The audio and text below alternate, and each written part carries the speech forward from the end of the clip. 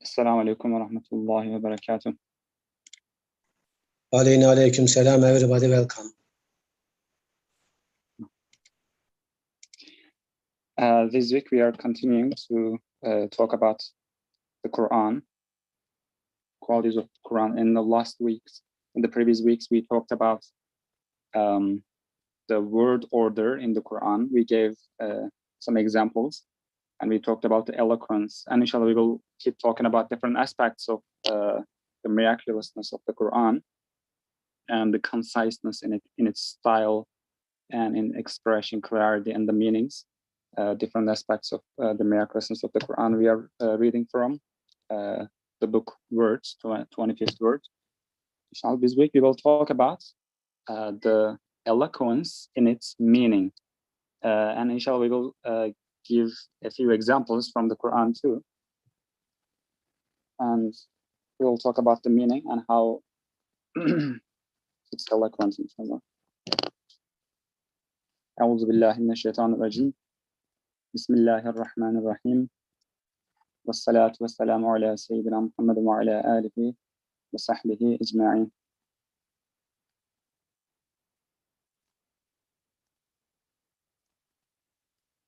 Second point, this is the wonderful eloquence in its meaning. Consider this example, which is explained in the 13th word. For example, if you want to understand the eloquence of the verse, سبح لله ما في السماوات والأرض وهو العزيز الحكيم. All that is in the heavens and on the earth extols and glorifies God, for he is the tremendous, the wise. We will talk about this verse. All that is in the heavens and on the earth extols and glorifies God, for he is the tremendous, the wise. Imagine yourself in the age of ignorance, in the deserts of barbarism, before the light of the Quran. Imagine yourself in Mecca, in Saudi Arabia, at that time, before Islam, the age of ignorance, like at the time of idolaters, like in the deserts of barbarism, before the light of the Quran. Then at a time, everything is swathed, everything is covered in the darkness of ignorance and heedlessness, and enveloped in the lifeless veils of nature. You hear verses from the heavenly tongue of the Quran, like سَبَّحَ لِلَّهِ مَا فِي السَّمَاوَاتِ وَالْأَرْضِ. All that is in the heavens and on the earth extols and glorifies God. Or the heavens and the earth and all within them extol and glorify him. Now look, see how the dead or sleeping creatures in the world are raised to life in the minds of the listeners at the sound of extols and glorifies him. سَبَّحَ تُسَبِّحُ. How they become conscious and rise up and recite God's names in the minds of the listeners. And how at the cry and light of extols and glorifies him, the phrases extols and glorifies everything, extols and glorifies him. Sabbihu. The stars, which had been lifeless lumps of fire in the black skies, all appear in the view of those who hear it as wisdom displaying words in the mouth of the sky and truth pronouncing lights. The earth too, rather than being a desolate wasteland, is seen to be ahead, with the land and sea as tongues, and animals and plants as words of glorification and praise. So this is the first example. The wonderful eloquence in its meaning. And there are, again, even in this verse, there are so many things to uncover. This week we have Salih Tolga Hocam from Turkey, inshallah. He will join us. Colin Turner, I guess he was busy this week. He will join inshallah next week. Salih Hocam, any comments on this part? Assalamu alaikum, first of all. So Colin Hoja, yeah, unfortunately he can't make it, but I guess Harun Hoja is going to join us today as the second panelist. So he's with us as well.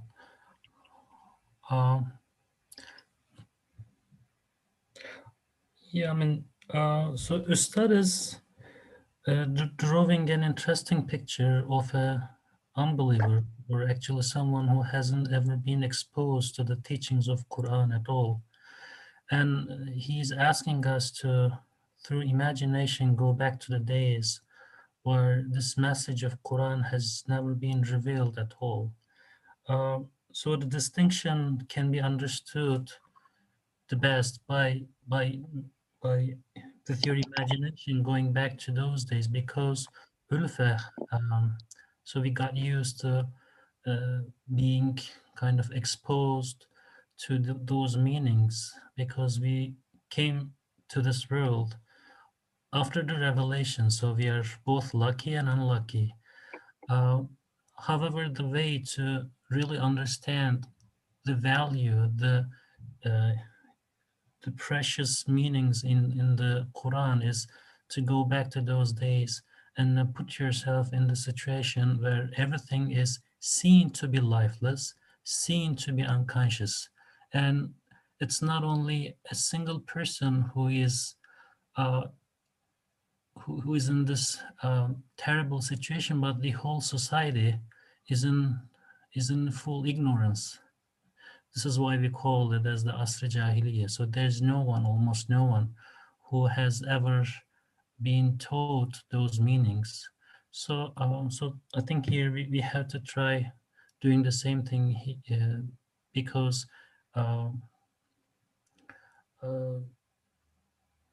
so seeing everything to be seeing everything to be conscious beings, or they're in a state of extolling and glorifying Allah, can be understood only by completely being exposed, at least through imagination, to the full darkness, and then see a glimpse of lights that are emanating from the teachings of Quran. So, so this is the methodology I think we have to understand first.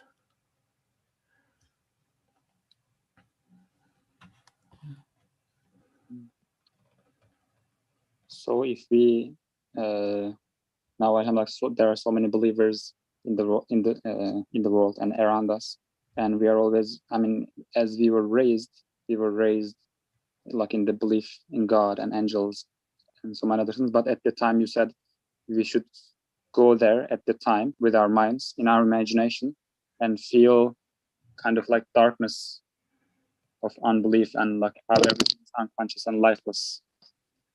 And isn't it interesting also in this time,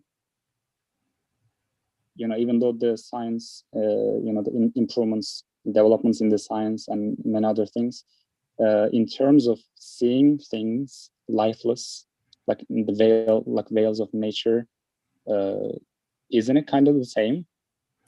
Well, I mean, the activity that is pumped into the society through scientific discussions and scientific findings is deceptive to my understanding, because when we talk about science today, it doesn't nurture our understanding of creation as it is a creation of Allah, but it is rather a means.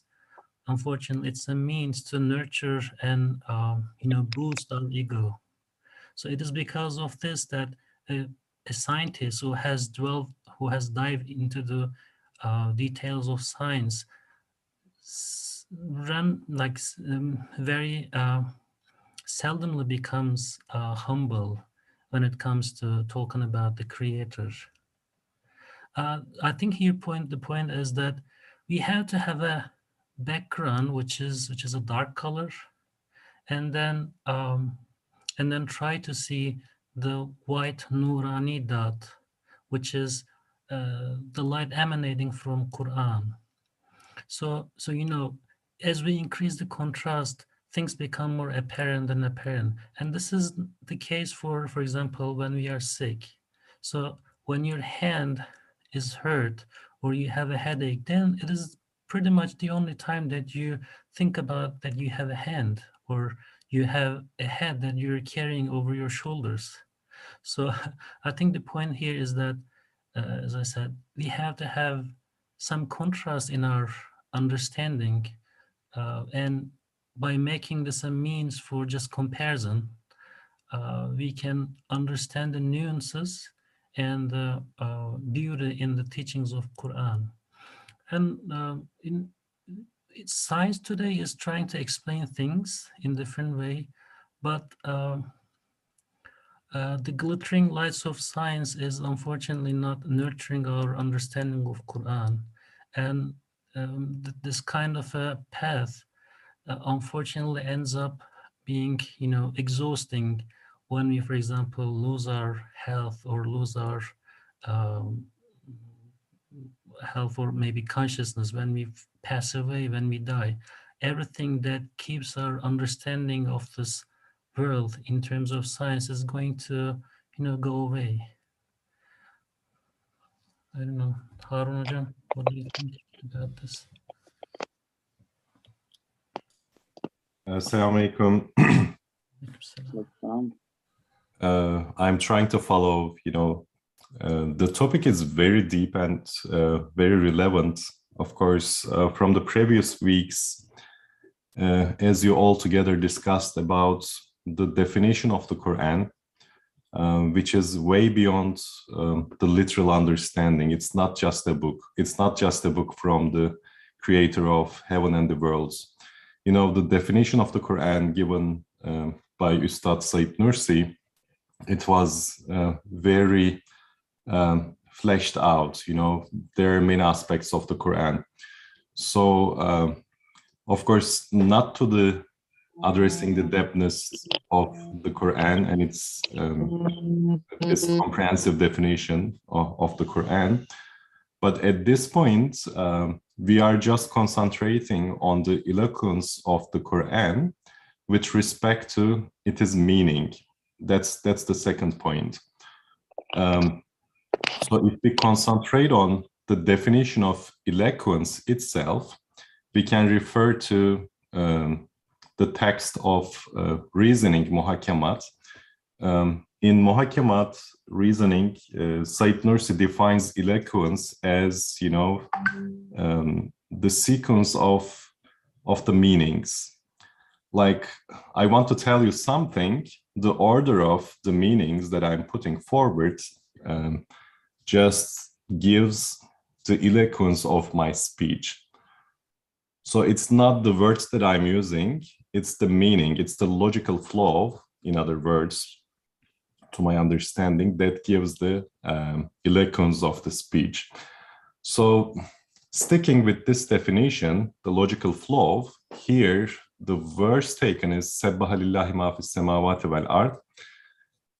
So whatever exists, in the heavens and the world, testify Allah, the creator. So when we look at this logical flow, it looks like it is connecting everything to each other. Although in the first place, maybe this doesn't show off, as Nursi explains here, when we go back to the time, 1400 years back, in the history, of course, it would be very nice to have some historians here who is going to describe, based on the text, how was the community at the time. But we can understand people were lost in terms of searching for meaning. We know there were many pagan people, worshipping idols, maybe tribal dominance. So the cultural effect over there was at the highest. I think even we can't imagine the cultural effect at dominance with respect to today's societies. You can consider tribes or extremist communities in today's life where the leadership or tribal rules are really taken so seriously, So at the Meccan time, 14 years back, this cultural dominance were at the high, what we understand. So what happens with this eloquence? When this verse is revealed, we should take ourselves at this time and imagine how the perspective changes. I'm using the word perspective. I think it is important. This revelation just changes perspective significantly.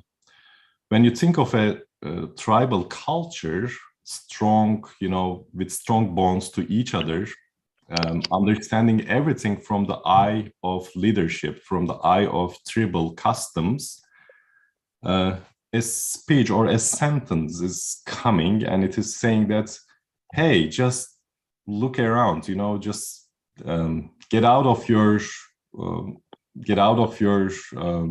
connections whatsoever. Just think that everything is connected to each other. It is that much difference to feel the difference, what I understand from the text. We can see same stuff happening since Tolga talked about science. I think it happens, we can understand what is happening in science to understand what is happening in terms of meaning by this verse. In science, for instance, we can talk about physics. Newtonian physics, everything is kind of deterministic, but then, of course, Einstein is a famous figure. When he talks about relativity, it's a new perspective. So with the relativity perspective, everything is not as concrete as Newtonian physics. So it gives a new perspective.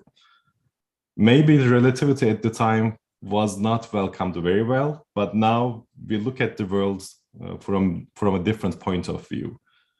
So I think it is comparable. So the same, when the Quran says "Tusebbihu lehu sema wa tusebbihu wal ard," then it's not the old perspective anymore. Even the disbelievers or these tribal communities at the time, now they have a way to think of, what if this statement is true? Then everything testifies the creator. So this is a new and fresh perspective. Just I wanted to elaborate on the Quran's given perspective, fresh perspective to read everything around at this point. Thank you very much. And when you mentioned about eloquence and from the book Reasoning, the true eloquence, he says there, I guess, saying things, as you said, not just what you say, but at the correct place, right, at the correct time, and to the appropriate people, and to the correct people. Whatever you have to say, you say it at the right place, right time, and to the right people.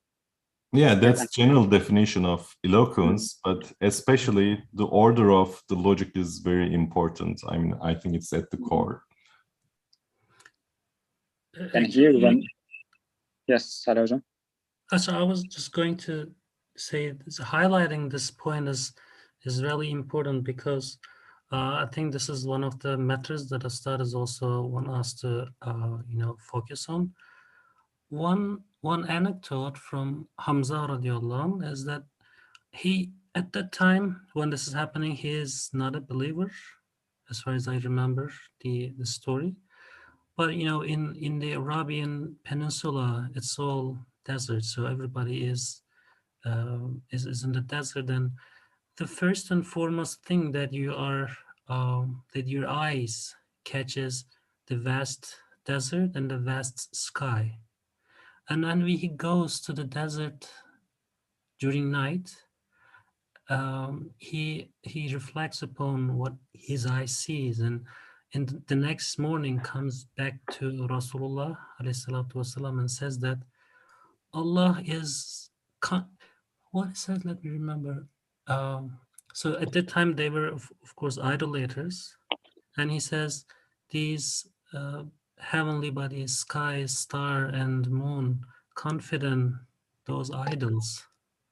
So when he turns his gazes to the sky, and then I guess after seeing how vast this ocean of skies is, and then thinks about how beautiful, how ordered the sky is, something clicks in his mind and says, whomever Allah is, he has to be someone capable of, keeping those stars and moons and suns standing without pillars. So before, maybe he has seen the sky thousands of times, but after somebody, in this case, this is Rasulullah, somebody tells the way that you have perceived about the skies is not true. So all of them are living beings, that all of them are conscious, and they all have some missives, some roles in this creation. So Balaga, coming back to Balaga, eloquence, these verses are the right, have the right order and have the right logic as the message to be given to someone who is living in such a setting. So the first thing that you're exposed to when you turn your gaze is the sky, and Allah is starting from telling about sky and the earth. And actually, when you go back to the seventh ray, which is Ayatul Kubra, the supreme sign, Ustad is going through a lot of steps, and each step or stopping station, he's pondering upon or reflecting upon different ayah that he sees in that station. And the very first station is starting like this. Let me read this from here. Indeed, every voyager who comes to the hospice and the realm of this world opens his eyes and wonders who is the master of this fine hospice, which resembles a most generous banquet, a most ingenious exhibition, a most impressive camp and training ground, a most amazing and wondrous place of recreation, a most profound and wise place of instruction. He asks himself too, who is the author of this great book and who is the monarch of this lofty realm? There first presents itself to him the beautiful face of the heavens. So a person who is asking questions about existence is welcomed by the call from the heavens, and they're saying, hey, look at us. And the sky say, look at me, and I shall guide you to what you seek. So pedagogically, this is a beautiful starting point for someone who is asking these questions. And I guess we have to stop pretending as if we have already digested those meanings in the verses, and at least through imagination go back to a state where we can, assume or accept that or admit that we are still ignorant of Allah, because the vast knowledge that we can attain through studying Quran is huge, and we are nowhere close to comprehending that.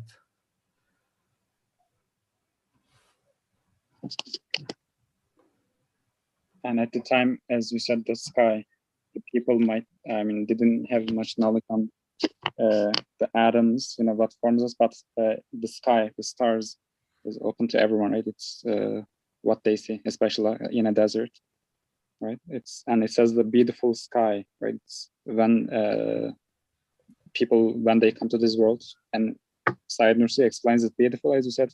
It's like when a person comes to this world, to this guest house, and it's like an exhibition, right? Everything, all the plants, animals, and especially, as you said, stars, exhibition, exhibition, and a wise place of instruction. And this person looks for its maker, and first the sky. And I want to ask Harun Hocam, when you mentioned that everything is connected, when we think in terms of in those dark ages, when people didn't have much, when they didn't have knowledge of God, and the Quran came and said that everything in the heavens, in the sky, and on earth extols and glorifies God. So everything becomes connected in this sense, right? Like in the sense of everything, you know, being servants to God, everything serving God, like the people in the same congregation, right? Right, exactly. I think this, and also this is very important point. Recently, I was teaching systems engineering class. You know, you look at this, in a way, history of thinking. We can talk about reductionist thinking versus systems or expansionist thinking. So in this, let's say, reductionist thinking, which is 19th century or early 20th century, all scientists or people are trying to divide a whole into components to understand the whole. But this is something, you know, disconnecting in a way. Since our topic is connection, everything, connection of everything. So you are, when you're dividing everything to its components, to atoms even, you are disconnecting, you are losing the sense of the whole. But this was reductionist thinking. So after mid 20th century, actually, systems thinking is evading. This thinking is also in line with this thinking revealed here, you know. The systems thinking just tells us to think that whatever we are perceiving as a whole should be part of a bigger whole. So when we start thinking of this, it warrants us to connect everything to each other. Even there is a hierarchy of systems where we can have our approach to this transcendence. We can think of that all of us are connected at the highest level. That's what Qur'an is offering actually here. We are every being, every existence, from animate to, you know, non-living things. We are all connected to each other. And as you mentioned, the connection is that our creator is the same. So, and this is an amazing perspective. With this perspective, as it's explained here, we can understand that star is talking to us, atom is talking to us.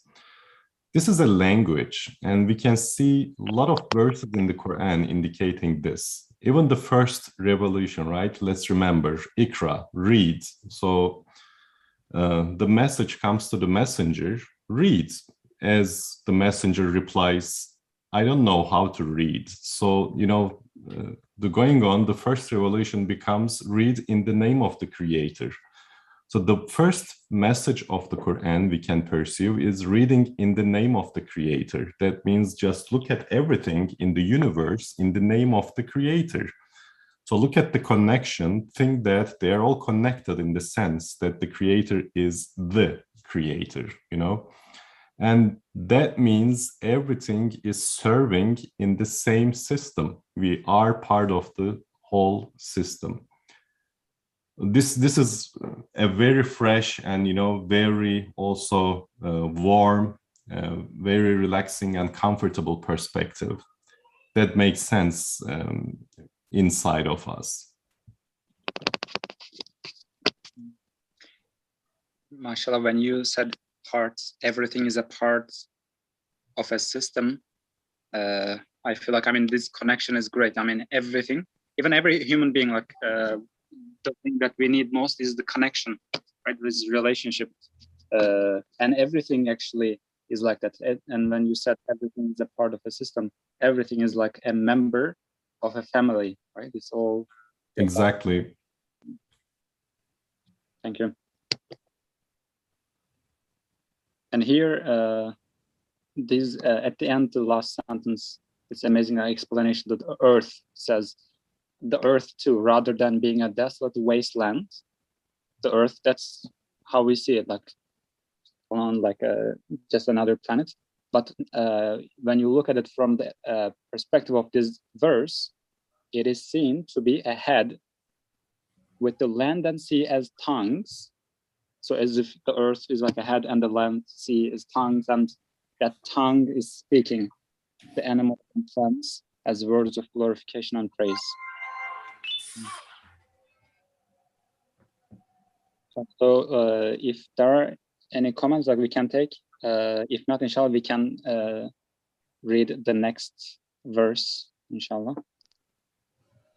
Is there also, I want to mention, I think usually most of the meanings which are with us, for a long time, we cannot appreciate it, right? Like this meaning, I mean, we know this for so long, it's kind of inherited inside us. So we can't appreciate the goodness it brings to our personal lives. Even non-believers or disbelief, gets benefit from this one. The idea that everything is created by a common creator, and this creator is merciful, compassionate. So this idea is there, it's stated. That means even non-believer has this idea in the mind. And we know that this idea in the mind gives some refreshment. Even if you don't believe in, your mind starts making scenarios. What if this statement is true? What if everything is really connected to each other through a merciful creator? So this is a very much relaxation, even if we are not aware of. Yeah. So familiarity, I guess, is what makes us feel like we have some sort of understanding of how things are connected, but we understand it the wrong way. I couldn't find it in the text, but someone asks Ustad that he asked that he cannot see the eloquence in these verses. I don't know if this is coming before this text on the screen or is it somewhere else, but there's a question, and the guy who's asking this question is not happy because although he knows that there's some sort of balagha, eloquence and beauty in the verse, all that is in the heavens and the earth extols and glorifies Allah, but he cannot see it, and the answer comes in this form.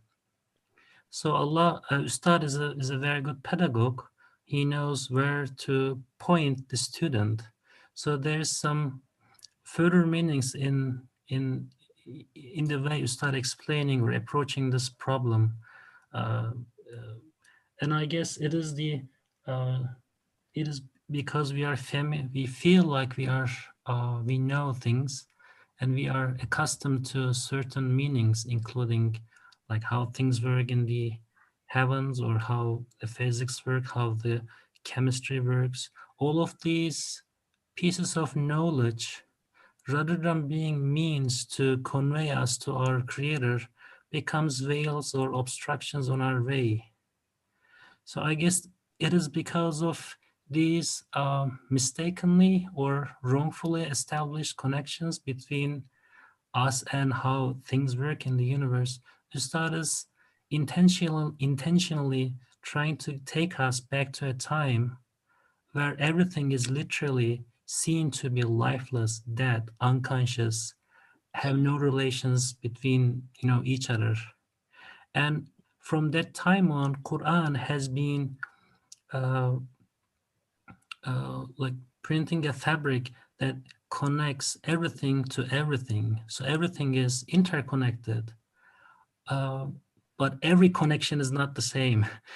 So if I see these connections between things like me and sun, for example, in the way that the godless science is explaining me, then this is not going to serve the purpose. I have to sever those relations in my mind, get rid of those not so useful and sometimes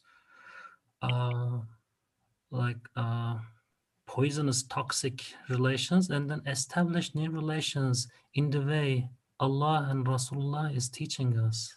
So this is how I feel about what the actual message that Allah Ustad is trying to convey us is. I don't know whether you would agree or not. Yeah, that's a good point. This is not any relationship. That's a relationship where everything is obedient to the Creator. And obedience is, I think, the key. And I think it is also the human or man's, journey in this life, the examination principle. We are examined through this life to understand that everything is obedient to the Creator, so that our value increases as long as we are obedient. Of course, obedient is not just, physical obedience. More on the other side, obedience in the sense that we need to understand the creation and the Creator in the best that we can do. Yeah, obedience might be a very good keyword in this case, because, as you said, obedience does not necessarily mean just praying 5 times a day. But in terms of understanding how things work and how things are connected, we also have to obey in terms of understanding which order are you following, which school are you following, which book are you following. Even in that respect, we have to be obedient to the style of Rasulullah, the style of Quran. For example, one example that I can think of, which is also a hot topic nowadays, as far as I could follow. For example, most of us are parents of our children, or we are children of our parents. As long as the relation, or as long as we interpret the relation between us and our parents or children to be solely related to, biological aspects, then it becomes a valid attitude to, for example, leave your home at the age of 18 and then never come back to your parents. In the Western societies, alhamdulillah, it is not the case in Turkey yet, but in the Western societies, elderly people are left lonely, and they are put, they are given to, elderly's care houses. But Ustad is saying that if you look at from the perspective of Quran, your father and your mother are two people whom you have never known before until you came to this world. And after the separation that comes with death, you're not going to see them again. However, if you look from the perspective of Quran, these two people, your parents, are going to remain as your parents in an eternal life. You're going to see your father as your father and your mother as your father, as your mother. So being obedient in terms of understanding how relations work gives us a paradise-like worldly life even in this world, because I no longer see my mother and father to be solely my biological mother and father, because this relation, the parent-child relation, is going to continue until forever. And this remedies a lot of psychological sicknesses that unfortunately many have today. And it is because we are solely interpreting this relation solely based on the teachings of godless science. So this, the explanation that Ustad is now giving here is not peculiar to heavens and earth, understanding heavens and earth, but it touches everything. Right, it enriches, it gives a wider meaning to engage with. This is the outcome of it, right? When you see the universe, you see that everything is in harmony and in obedience. Everything, like in the atomic level or like the stars, you see all obedience and harmony. And when you examine that, and when you are like them, and you try to be like them in the light of the revelation, and whatever you produce will be as valuable as what they produce. And like we see all the plants, animals, and we see them in harmony and obedience. And when we obey the revelation, right, we will have the harmony in our minds, in our life, in our hearts, inshallah. Exactly. Yeah. Okay.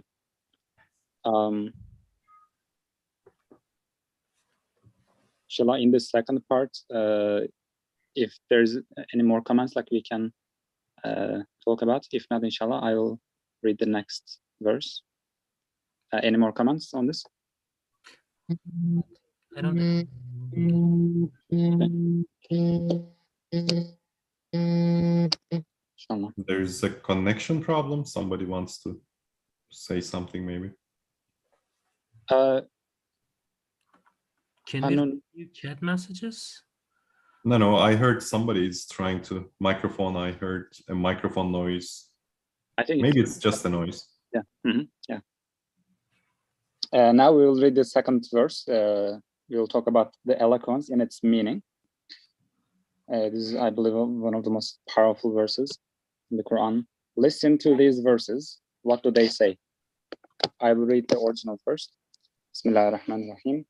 يا معشر الجن والإنس إن استطعتم أن تنفذوا من أقطار السماوات والأرض فانفذوا لا تنفذون إلا بسلطان فبأي آلاء ربكما تكذبان يرسل عليكما شواظ من نار ونحاس فلا تنتصران فبأي آلاء ربكما تكذبان ولقد زينا السماء الدنيا بمصابيح وجعلناها رجوما للشياطين.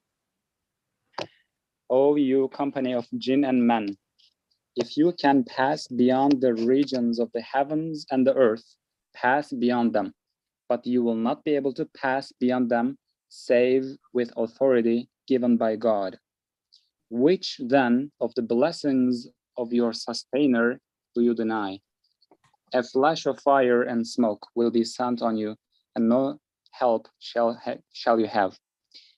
Which then of the blessings of your sustainer do you deny? And we have adorned the skies nearest of the earth with lamps and made them missiles to drive away the evil ones.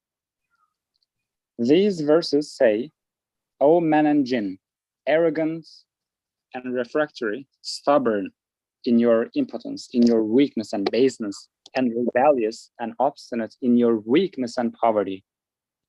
If you disobey my commands, and you have the power to do so, pass beyond the boundaries of my dominions.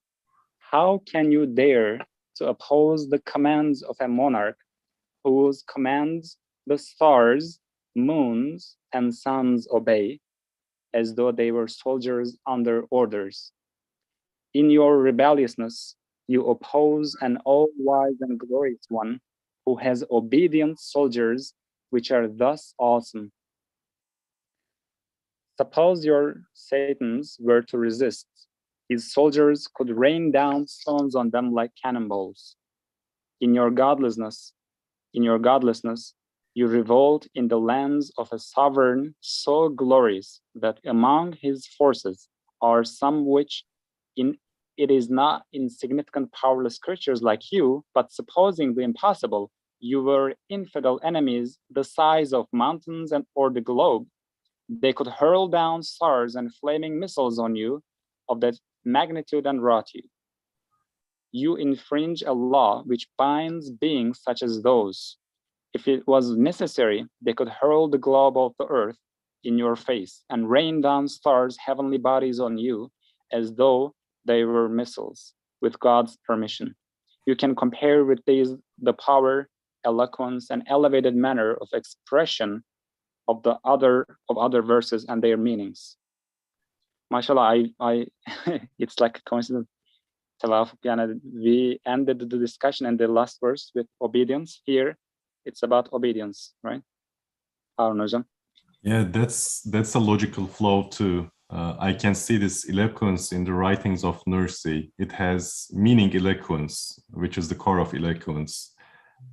Like the topics, subjects, subtitles really follow logically, I would say. So it's not a coincidence, as you say. Maybe we are kind of on a right track from this perspective.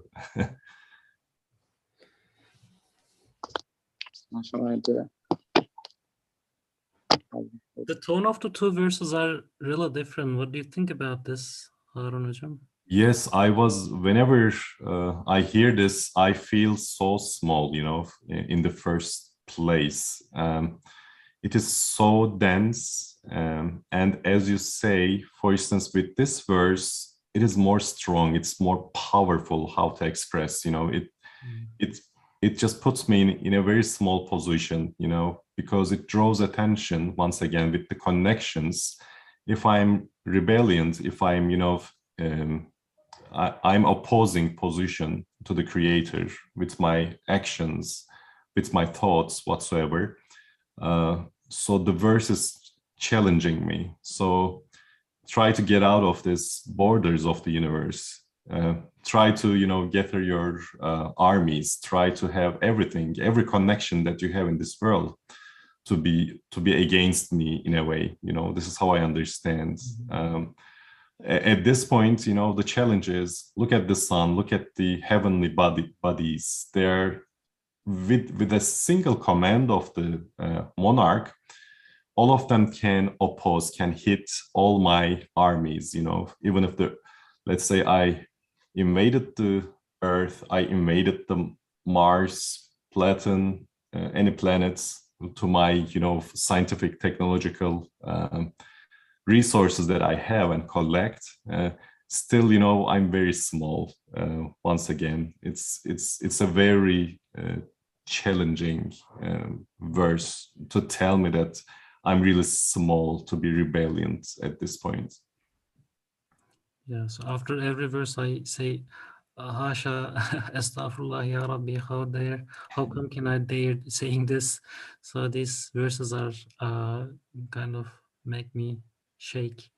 But the first example Ustad gave was kind of like an invitation to thinking more deeply about the creator and what the meaning of the universe is. But the second long verse, these long verses, I guess the addressee is not someone who is seeking his creator, but the addressee is more like someone who is challenging the creator. So this is what I mean by the tone of the two verses are different, and the tone is of course appropriate for the audience, and this is where I guess eloquence comes into play. Exactly. And that's expression. Like, you're going to have a single expression or a few statements to give this meaning at the highest scale, highest power, highest efficacy. So that's the eloquence that we can witness here.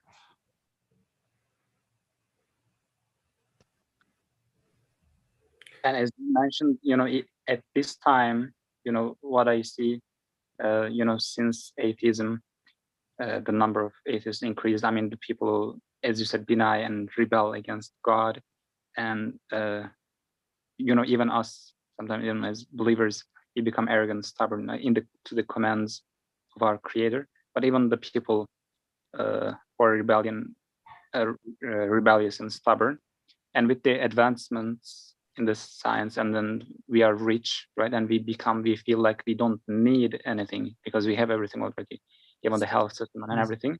And at this time, it says, in your rebelliousness, right? In your stubbornness, you oppose to the commands of a monarch whose commands the stars, moons, and suns obey.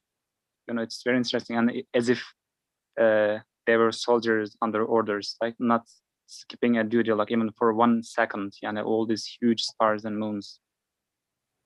And even if you were as strong, as human beings, now we are fighting with a virus that we cannot see, right? I mean, it's so funny. And at the end, he says, even if as you were as powerful as a star or as a planet, right? Even the angels, they could rain down stars upon you with God's permission, and it's so powerful. Yeah, I think that's a very good point, since it's a live example in front of our eyes. This Corona Delta variant, for instance, let's consider this Delta variant becomes another variant, which is much more spreading. I think that's end of our lives in a way. And if we consider the damage it does, also doubles, triples. If we consider these aspects, we can think of these viruses as a gene sequence, right? Let's say they are gene sequence of 200 letters, for instance. So in a way, the creator is challenging with 200 letters. And you're trying to just address these 200 letters with vaccines, what we call mRNA vaccines, to be able to, fight this virus. But still, as you know, since 2 years, we are trying to understand and find a solution. And even this variants getting more serious in terms of spreading. So that's something very small scale, as you mentioned. It could be another creature, which is really huge. Think of the sun. Sun does not have to stand there. As you say, sunset should not have to be in harmony. So some duties, some harmony may be delayed. Why not? That's the creator compared to coronavirus. So if deviation happens, we know the scientific scenarios. It's like life is going away immediately. So it's a matter of pondering. We have a lot of resources today to be able to understand the notion explained here in terms of smallitude, in terms of powerlessness that we have as human condition.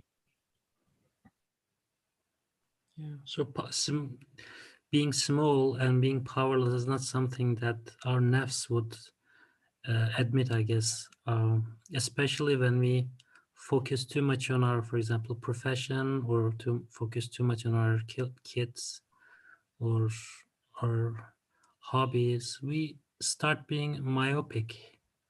And Allah, through such verses, forces us to stop being myopic and widen our perspective to see where we are really located. As you just said, we should feel small, feel that we have nothing other than weakness and impotence, poverty. So the addressee of the last verses might be a kafir or a mushrik. But if we take this as such, then the purpose would not be fulfilled. We have to take it for ourselves and see where we are within this verse. So am I trying to go beyond the borders of Allah, or am I trying to challenge consciously or unconsciously? So these are questions that we have to ask ourselves. And Allah is drawing a huge picture where we are no bigger than a very small dot. Because Allah is not saying, oh, I would just clog one of your veins or stop your heart, or I would suffocate you, then you will see. He is not coming up with arguments like this. He says, I have the authority to control everything. How dare do you behave like this? And this is, I guess, where the eloquence is again, I would say.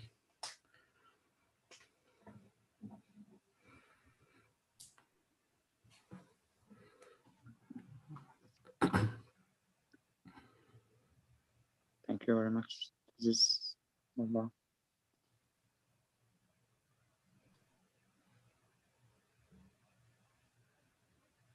And it's so amazing how,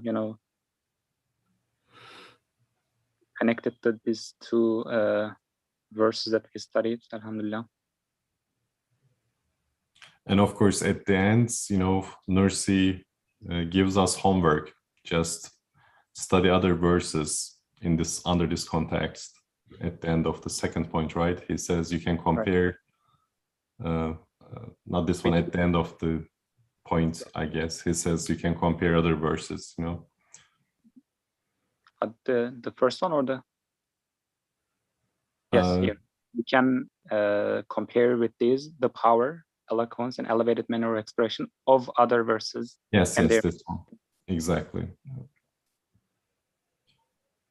Yeah, these are vast oceans, you know, the general perspective Nursi gives us, especially with this 25th word, I guess, that every verse is an ocean, and we are trying to understand a drop or droplet from this vast ocean of the verse. So even we are very small in understanding or contemplating at this point. This is what it should be, you know, since it is the word of the Creator. That's how it should be. Mashallah, it's a great analogy that you did also, you know, sometimes when we're reciting Quran or even the interpretation of the Quran, sometimes it's like you're you know, in an ocean, and there are like stones there, and we see them as the common stones, but they are gems, right? We should be aware that they are gems, like jewelries. Right, absolutely. And try to look for them, and maybe they are in a sense like veiled, but the more we pay attention to them, the more we contemplate upon them, we will be able to find the gems in it, inshallah. But thanks to the, you know, scientific discoveries, as I'm telling today, we have a lot of resources. When you do YouTube, when you do Google, right now we can see the planets that are discovered to understand the vastness of the universe and the giant heavenly bodies existing. I'm sure most of us have seen type of videos in YouTube which compares the size of the Earth with the size of the giant stars. So you feel lost, right? It's like a tiny dust. I mean, when we compare, I don't remember the names, of course, they're scientific names. The giant star, the most giant star that is known to today, compared to the body of the Earth, you know, the Earth is like a dust or small, tiny sand. So even you lose the sense of measurement. We don't have a gauge to measure, you know, how small we are. Even the perception of how small we are, it's very perceivable, in other words. The level of understanding also varies. We are so small, even not to be able to gauge very well.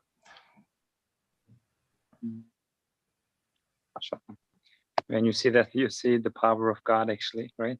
And as you said, you are lost, right? You are lost in your definitely weakness. Yeah, you are nothing. And we actually, as you said, we should contemplate and we should see the greatness of God. And when we say Allahu Akbar, right? Allah is great. Actually, it means greater, right? Greatest, so yes. Allah is greater than, you know, this huge universe, all the stars, and it's just it's the reflection of God's power. It's only the reflection of God's power, actually, not even God's power, but the reflection of God's power. Inshallah, thank you very much. This has been, mashallah, very beneficial dars for all of us. Thank you. Of course, I'm sure Colin Hojam could say something also very different and very meaningful. Hopefully he can join later. Inshallah, yeah, next week, inshallah. So thank you very much. I pray that inshallah we correct our views on the universe like from atoms to the stars, and we do not see them as lifeless, and we see them as you know, reciting God's names obediently, and we imitate them, inshallah. We obey God like them and live in harmony. And may Allah allow us to be aware of our weakness and poverty. And I pray that we give up our arrogance, our rebelliousness, and we rely on God's power, inshallah. Walhamdulillahi Rabbil Alameen. Al-Fatiha. Amin.